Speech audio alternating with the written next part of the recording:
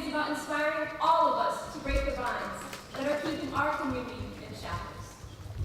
Binds that impact us every day, like the constant struggle for us, the future leaders of this city, to receive the opportunities that we deserve. Whether it is in the educational system, where it always seems to be a fight to secure funding to provide us the best possible education, or it's the struggle to adequately fund youth jobs. It leaves me dumbfounded that even though research has shown the importance of youth jobs and how valuable the experiences are, you still have to rally and advocate for funding every single year.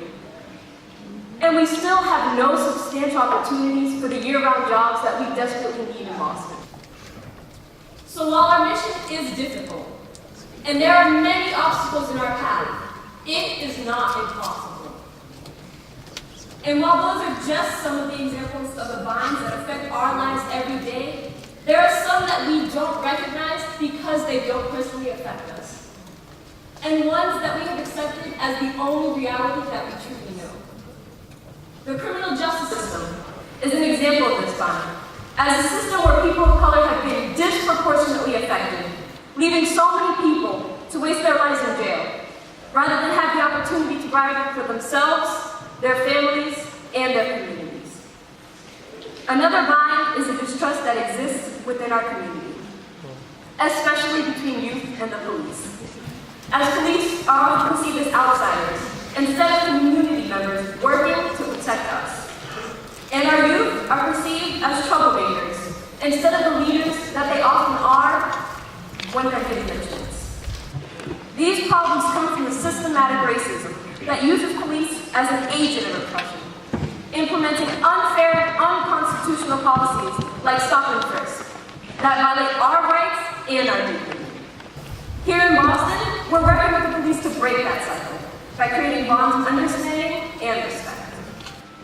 So as a community, it is our job to recognize and learn about the systems and policies that are holding people of color back, and then we must take action.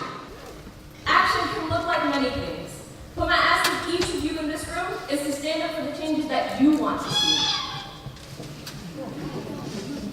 All of us here tonight that are old enough to vote can register and then use that vote in the upcoming mayoral election. And if you're 16 or 17, you can even pre-register to vote. We all need to become informed citizens, whether we can vote or not. And every vote symbolizes a person that cares about their community and puts pressure on the power system to respond to our needs. So now, before I turn it over to hear from others, I want to reiterate that we have the power to make change. All of us here tonight are proof of how powerful our community can be. From those sitting all the way in the back to those in the front row, any one of us can make a difference in our community. So the question is, are you ready to do it? Every person here has the ability to make their community stronger. So are you with me?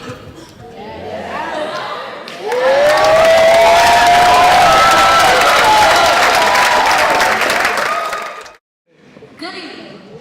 My name is Kaya, and I am a youth organizer at Team Empowerment. In the play, we learn about the 5,000 children of Birmingham who volunteered to go to jail to put an end to segregation. Right now, we need the youth of today to stand up and fight racism.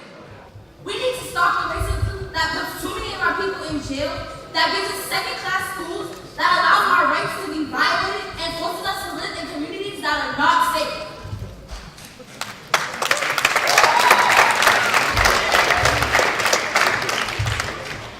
It begins with us uniting and turning away from violence. Last year, I experienced the impact of violence when I lost my friend John, who was like a brother to me. At the age of 14, I had to watch my 15-year-old friend bury. When I found out that John was stabbed, I felt like my life had been put on pause. Like my emotions were frozen, and I was in shock. If it could happen to him, it could happen to me or anybody else. And when I found out that a 16-year-old did it, I was like, this is stupid. Both of their lives was ruined. Dion doesn't get to live his life, and the boy who killed him has to live the rest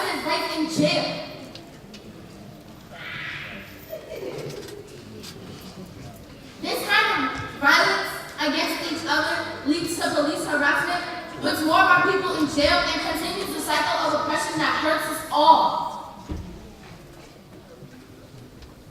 This murder had a big impact on our community and on my life.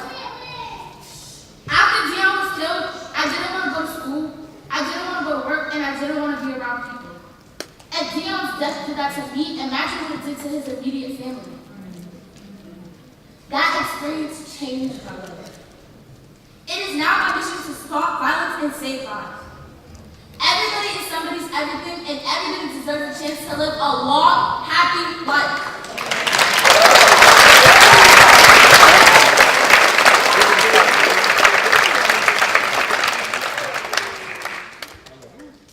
To the young people in the room, we need to put an end to the violence in our communities. We need to stop fighting one another and put our power towards the larger fight, the fight for our equality.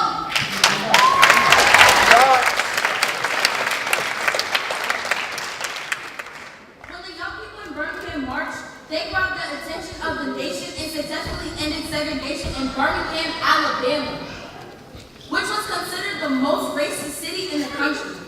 They did what most thought was impossible.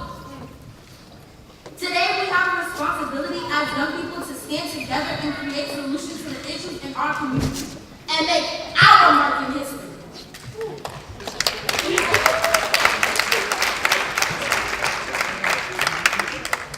But if we want to see positive change, we need to realize that we can make that change happen and do it. I know it isn't easy, and I know it's not going to happen overnight, but as long as we have one another, and as long as we can support one another, we can pave the way to a better future.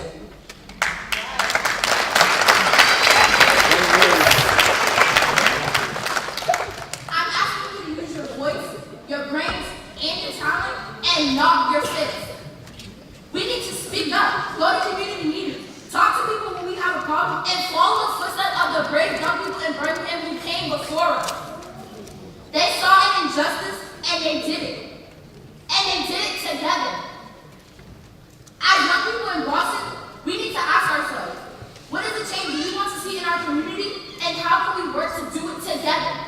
Thank you.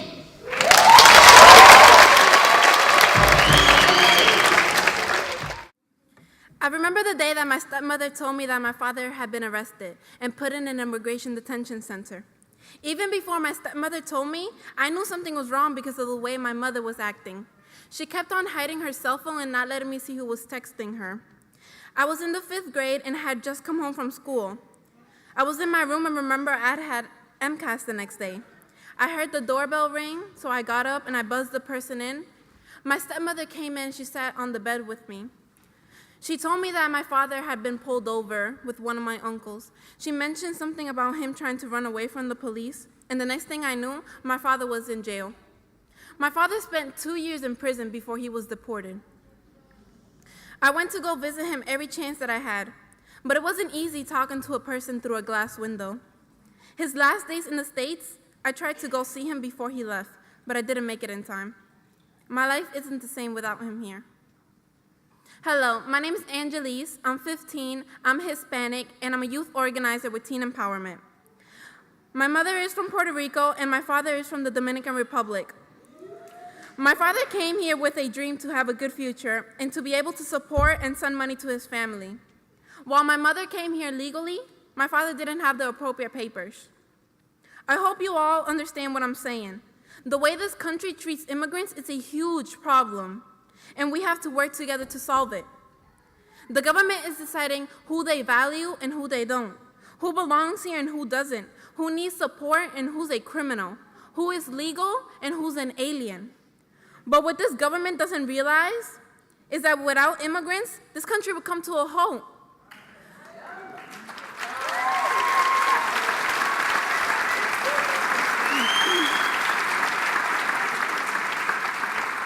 Without the construction workers, the harvester, the domestic workers, the caretakers, the restaurant owners, and the factory workers, our country will literally stop working. Our country needs immigrants.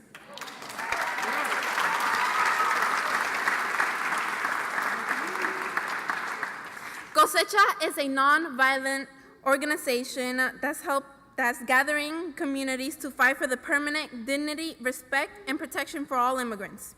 This movement is working to change the narrative around immigrants. We learned under Obama, a Democratic president, that we can't depend on politicians. Obama deported 6 million immigrants, more immigrants than any other president. We know that under Trump, that we could expect worse. We need to change the way the public sees immigrants. This is where we have the power to create change. Cosecha is asking every immigrant and those who support immigrants to strike on this coming Monday, May 1st. Cosecha is asking people not to go to work or school or buy anything, but instead they want people to go to the streets in their traditional clothing and march and dance for their rights. This is to show the people that we need immigrants and what would happen if we weren't in this country. We've had enough of people treating us like we don't belong here and telling us that we should go back to our country. We want to show the people that immigrants are needed in this country. The strike that Cosecha is having on May 1st is huge, and with your help, it could be even bigger. So my ask of you all is to strike on Monday, May 1st, and to support those who are striking. Don't go to work, don't go to school, don't buy anything. Instead, join us as we march and dance in the streets and stand up for the injustice that stole my father from me and holds so many of us in fears for our future. It is time for us to demand the protection, respect, and dignity that we deserve. Gracias. Hello, everyone. My name is Daniel Benoit, and I'm a youth organizer here at Teen Empowerment. Kamani may be a character in the show, but he represents the truth in our community. While it's easy to judge Kamani as the bad guy, we need to understand the circumstances and systems behind his lifestyle. I was born and raised here in Boston, and I'm 18 years old and a senior at Madison Park High School.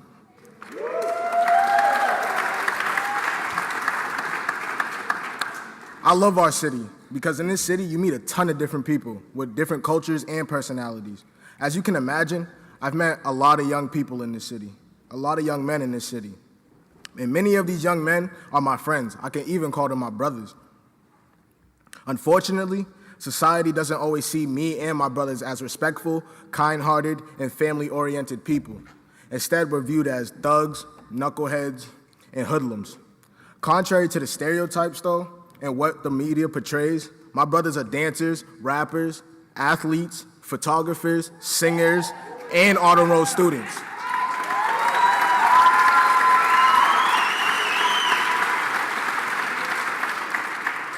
However, a lot of my brothers are stuck in a rut because of the mistakes they made as a young person that ended up giving them a criminal record. These charges follow and harm them as they grow up.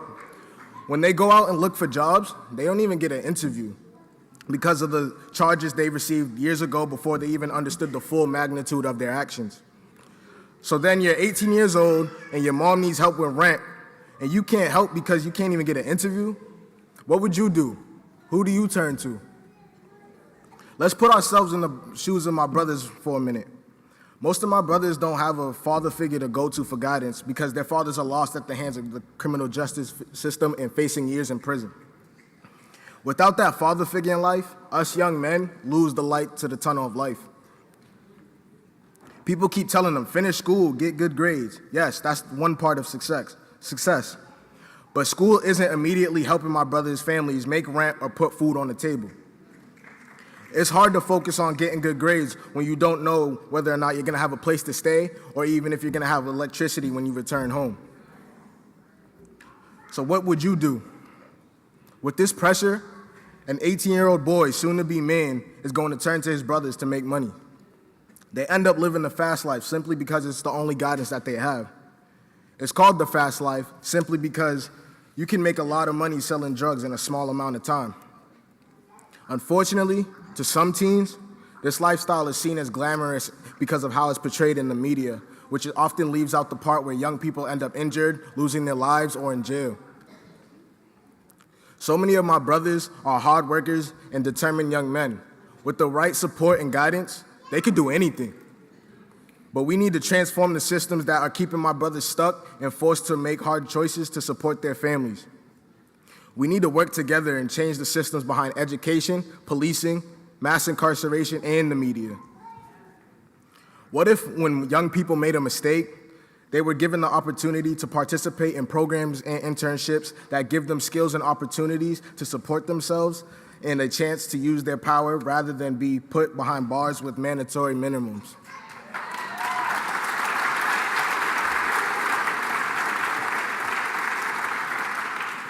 What if many more young people throughout the city had a chance to get a year-round leadership job where they could work to improve their communities?